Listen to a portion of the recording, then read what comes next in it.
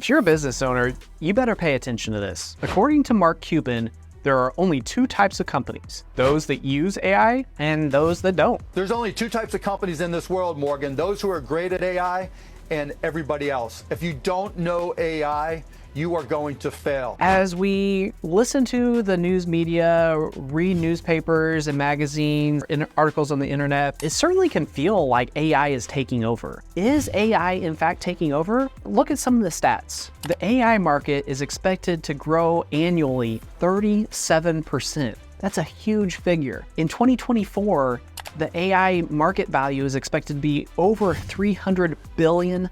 Those are big numbers. On top of that, you hear all these different people talking about the risks of AI, the benefits of AI. It really gives the impression that AI is some dominant force. Is it really? How is it being used today? We're going to talk about all these topics and more as we evaluate where AI is today. Is it good, bad, and what's it going to look like in the future?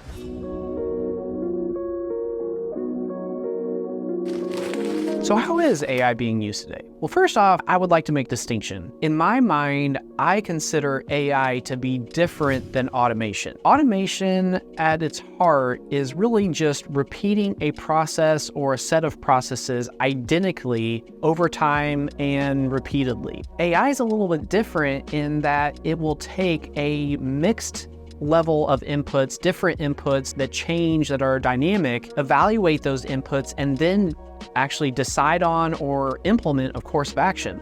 Automation has been around for a long time. Robotics and manufacturing are a great example. Additionally, some of the tools that have the feel for AI in some instances or applications are actually just automation.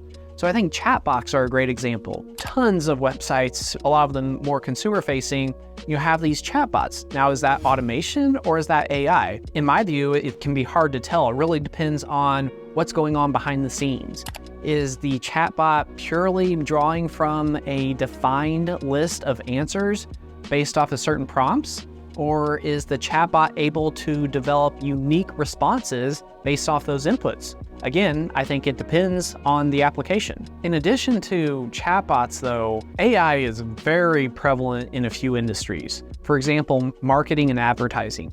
Marketing and advertising has the highest adoption rate of any industry at about 37%. The reason for that, at least in my opinion, is that the AI tools lend themselves very well to a variety of tasks that are required to be performed in the marketing and advertising functions. Largely, this revolves around content creation. You think about all the social media content that's created, think about all the short form content that's created, blog posts, white papers. Now, I'm not saying that that can be as effectively done via AI or that humans are better or worse than AI at doing that, but regardless, those are very effective or very applicable ways to implement this technology, is to use generative AI to create some of these forms of content. We also see numerous applications of AI in industries such as manufacturing and healthcare. With my background in manufacturing, definitely see the proliferation of things like machine vision,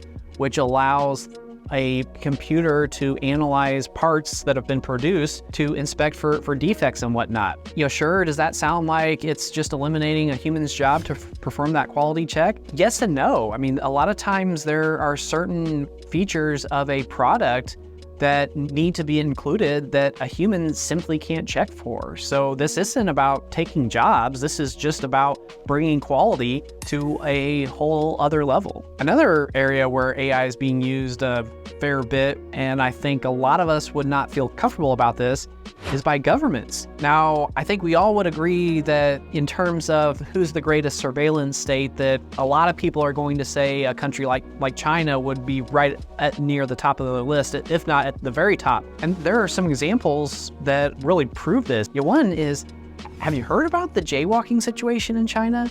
People are actually being detected through cameras, facial recognition technology and whatnot, and are being assigned a social score based off of what they're doing in front of all these cameras. And As an example, if they're caught jaywalking, that harms their social score. Do folks in the United States want to see anything like that? Certainly not. Doesn't mean it's not happening by our government, but at the very least, it's not being pushed out that we're all getting a social score or anything like that. So that's just a high level of some of the ways that AI is being used today without really getting into any of the nitty gritty. What would I say are the benefits?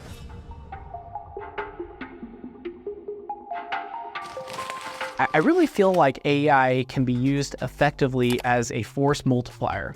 When we think about our own jobs, there are often parts of the job that are repetitive, that we don't like, that require more mental energy for us to perform, even if they perhaps shouldn't. And for that reason, that seems to be a good area for people as individuals, not just companies, to use AI so that they're able to spend more time on the parts of the job they enjoy or the parts of the job that absolutely require a human touch, if you will. It's really almost like an opportunity cost that is foregone. Instead of having to spend time replying to emails that an AI tool could respond on our behalf and do just as good a job, now that time is freed and it allows us to maybe go get a cup of coffee or go get lunch if we haven't been able to take the time to do that. But even more than that, a lot of times, at least from my own personal perspective, if I have that time freed up, it allows me to think about bigger picture issues that are more about how I can grow my business as opposed to how I can just put out all these fires. Additionally, as another benefit, I like to bring up my kids again. I don't know if any of the parents out there feel the same way I do, but wouldn't it be great if your kids just clean their room up without having to be told? I mean, how amazing would that be? Like, forgetting about the nagging and convincing them that it needs to be done, if they were able to take that proactive step to just clean their room without being told, I mean, wow, I'd be so impressed. That's a big part of what AI can do. It can detect certain instances or certain scenarios or circumstances, and based off that various data set, it can perform actions without any human intervention. I love that aspect of AI. It's allowing the user of that technology to free up some mental capacity that would be worried about, okay, do I need to follow up with this person, or do I need to check on this, or do I need to check on that? No, you don't have to worry about whether or not you need to check up on those things, because in theory, it would be handled automatically, programmatically by AI. Now, again, it's not gonna be perfect because, going back to the kids example, oftentimes I tell my kids to clean up the room and they say, oh yeah, Dad, room's looking great. You should come check it out. And man, we have different definitions of the word great in terms of how their room is looking. So there are definitely going to be some learning curves, just like with any technological tool, but that ability for it to be proactive and not need specific direction to perform an action could be a huge time saver and also just free up a lot of that mental energy associated with some of these menial tasks. The other point that I think is huge is around jobs. Now, I know the prevailing thought is that AI is going to kill jobs. Actually, according to some studies, 75% of people polled believe that AI is going to seriously hurt the job market. Well, other research suggests that AI is going to create 133 million jobs over the next 5 to 10 years. 133 million jobs. I mean, that's a very big number. Now, how many of those jobs are going to be in the US? That's really tough to say. If the US wants to capture a large number of those jobs, then they're absolutely going to have to put AI development at the forefront. Those are some of the benefits. Now let's talk about some of the harms.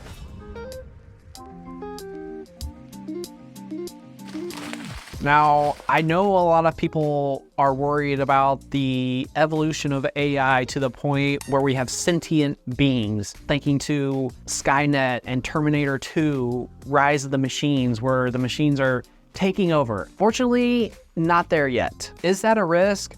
I think many people would say that yes, it legitimately is a risk of AI, and that's one of the reasons why we need to be thoughtful and cautious in terms of how the technology is developed. But let's just put that aside for a moment, because that's something that at least is a couple years out, hopefully. I definitely see a high likelihood of unintended consequences associated with this technology. What do I mean by that? Well, think about social media. After social media had been around for a while and was accepted by a lot of people, I mean, sure, there are a lot of benefits. For example, grandparents were able to keep up on their grandkids and see more pictures about their grandkids than they would have otherwise, and keep up with classmates and friends and whatnot a lot easier. All good things. But there's also been some less savory developments, if you will, as well. How many people love the fact that there's this new class of celebrity called influencers? I mean, it's fine. I'm not going to berate or talk down on influencers, but it's certainly something that's a unique development in my view. And even ignoring that, the sole fact that there are influencers are having some negative consequences. Have you heard about the cell phone farms that exist? Well, what these cell phone farms are is it's countless cell phones that are put up on a wall or on some sort of device to hold them.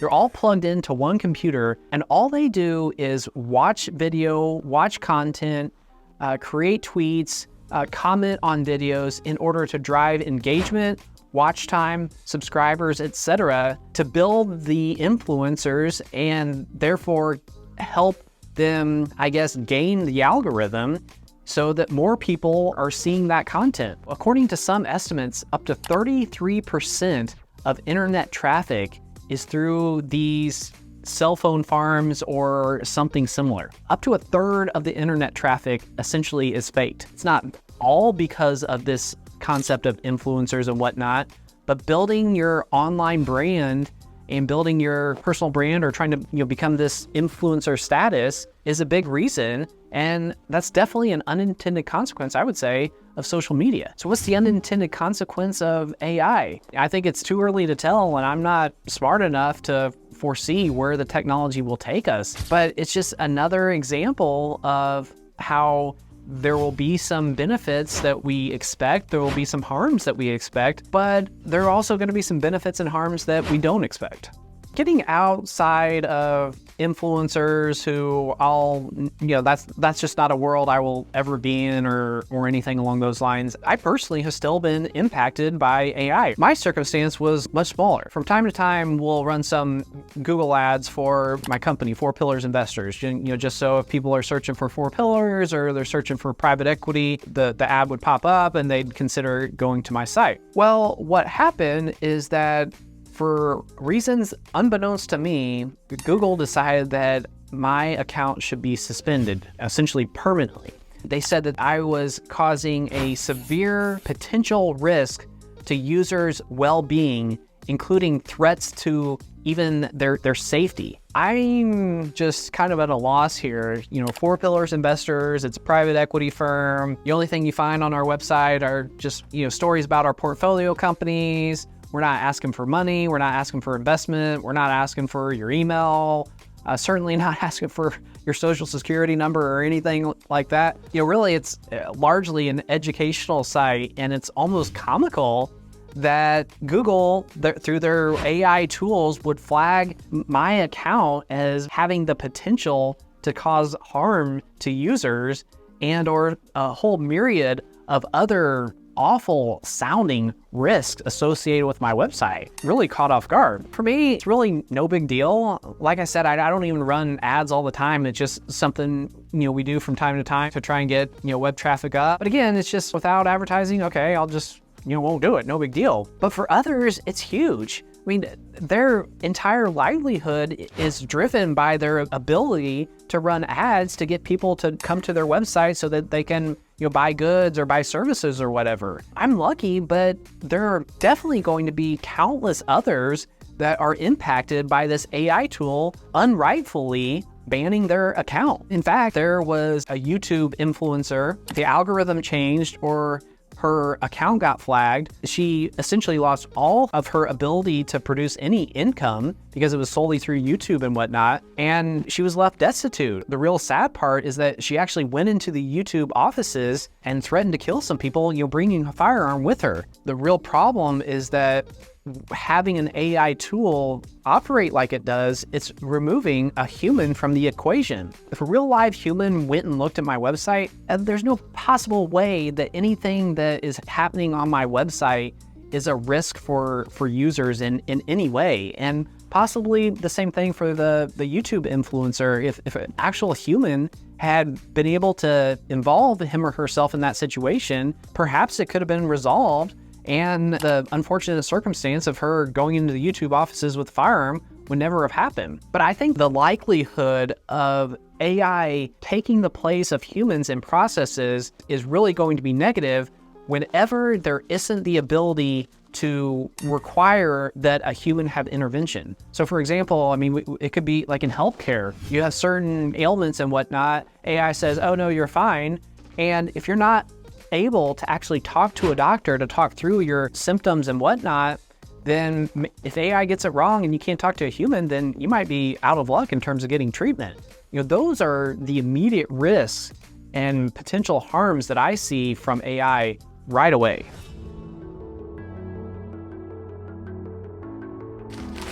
The only other real experience I have regarding AI was in the writing of an ebook. Here was an example where I wanted to show, not to other people, at least to myself, that, hey, you know, I'm a tech savvy guy. I want to use AI because everyone says that AI is a great content creator and it saves you so much time, et cetera, et cetera. Well, wanted to write an ebook about how to sell your business to private equity, and, you know, wrote out an outline, used at least 2 different AI tools to try to create certain sections, not even the whole book. You know, just say, okay, here, write this section about this topic, et cetera, et cetera. Really tried as hard as I could, went through a lot of different iterations, and everything that it came out with was just garbage. It'd have examples like, well, this is very challenging, so make sure you approach it with caution. Oh, okay, so something's hard and I need to think about it and approach it with caution. Great advice. I never would have been able to survive this if I hadn't got that great advice about using caution for a challenging situation. So here was this example where I wanted to use AI, you know, made a concerted effort trying to get the AI tool to revise the text and whatnot. At the end of the day, I had to completely scrap it, and I just wrote the ebook myself, and I'm very proud of the output. Did it take me a lot of time? Absolutely. Was AI far quicker at coming up with 50, 100, 200 words than it took me to write that number of words? No question. But at the end of the day, where I kept coming back to is I have almost 20 years of experience working in M&A. Maybe you feel like that's a lot, maybe you don't feel like it's a lot. But if I can't create a product that uses my experience, my personal experience, human interactions, failures, that is better than a tool that essentially is just, you know, scraping the internet and using different data sources to come up with a product, I would really feel bad about myself. I would say that you should never listen to me about any topic related to private equity. In terms of actionable advice, in terms of drawing on personal experiences, there's just no question that a human at this particular point in time is going to be able to far outshine any AI tool, especially in more technical fields. Now, that's my opinion.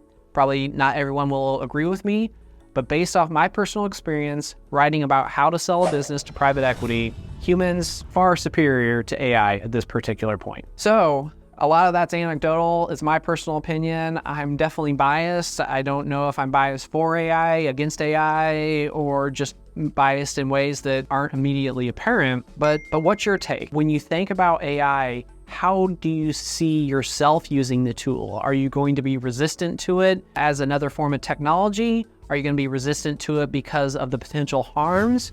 Are you going to embrace it and use it as much as you can? It's a dynamic situation, but I would certainly love to hear the different use cases that people have for the technology, and not just how it's been successful for them, but I'd also love to hear how people have tried to use it and it hasn't worked out. Well, I hope you enjoyed this video today, and thanks for watching. If you are a business owner that is thinking about selling or has some questions about how your business might be valued, check out the link below in the comments section and you can book some time with me directly to talk about those things. I can assure you that you'll be talking to a live human, not an AI chatbot. So perhaps you want to talk to an AI chatbot and you won't be clicking that link.